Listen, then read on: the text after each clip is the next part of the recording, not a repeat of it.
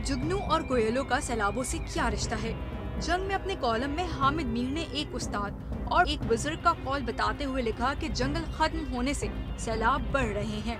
जब 2010 के सैलाब में तबाह होने वाले नौशहरा में एक स्कूल टीचर की हामिद मीर ने मदद की तो उसने कहा कि सब कहते हैं कि दरिया का पानी घरों में घुस गया, लेकिन असल वजह ये है कि जुगनू रूठ गए हैं, उन्हें मनाकर वापस लाओ।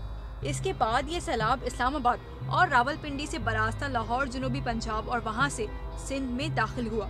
हामिद मीर के मुताबिक इसी सैलाब की कवरेज के सिलसिले में एक शाम हैदराबाद में एक बुजुर्ग से मुलाकात हुई। उन्होंने कहा कि लालच के बाइस जुगनू और कोयल के साथ जुल्म हुआ।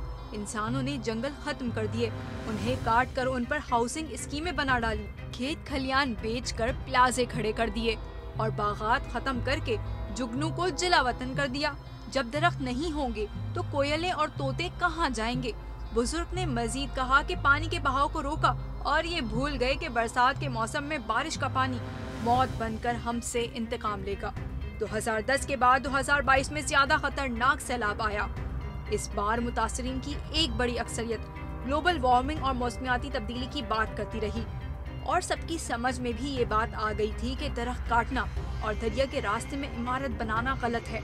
2022 के सैलाब की तबाहकारियों के बाद पाकिस्तान में दरख्त काटने, स्टोन क्रशिंग और दरियाओं के रास्ते में तामीरात को रोकने के लिए कानून पर सख्ती से अमल दरामद कराने की जरूरत थी, लेकिन रियासत की ज्यादा तवज्जो सियासी मुखालफिन की गिरफ्तारियों और उन्हें सजाएं दिलवाने पर थी।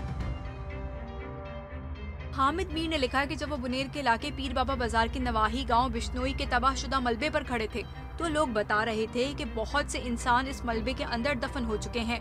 उनको निकालना इसलिए मुश्किल है कि करीबी पहाड़ों के बड़े बड़े पत्थरों ने नीचे आकर दर्जनों मकानात को ढांप लिया है। पहाड़ पर आसमानी बिजली गिरी और बिजली के बाइस पत्थर लुढ़क कर नीचे आए, लेकिन कई ऐनी शाहिदीन ने बताया कि शदीद बारिश के बाद पहाड़ों से जो सैलाबी रेला आया उसमें बड़े बड़े पत्थरों के साथ कटे हुए दरख्त भी थे। पीर बाबा बाजार के एक ताजिर ने कहा कि उन्होंने दरख्त भी काटे और मार्बल फैक्ट्रियों के लिए पहाड़ों का पत्थर भी काटा। नतीजा आपके सामने है। जब पहाड़ों से दरख्त, फूल और पौधे गायब हो जाएं और हर वक्त पत्थरों को तोड़ा जाए तो शहद की मक्खी किसी काम की नहीं रहती। पाकिस्तान में फूल खत्म होते जा रहे हैं और जब फूल न होंगे तो शहद कैसे बनेगा?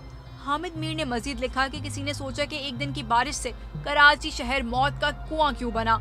बारिश में इतने ज्यादा इजाफे की असल वजह क्या है? दर्जा हरारत बढ़ रहा है, ग्लेशियर पिघल रहे हैं और गर्म मौसम में नमी बढ़ने से बारिश में इजाफा होता है।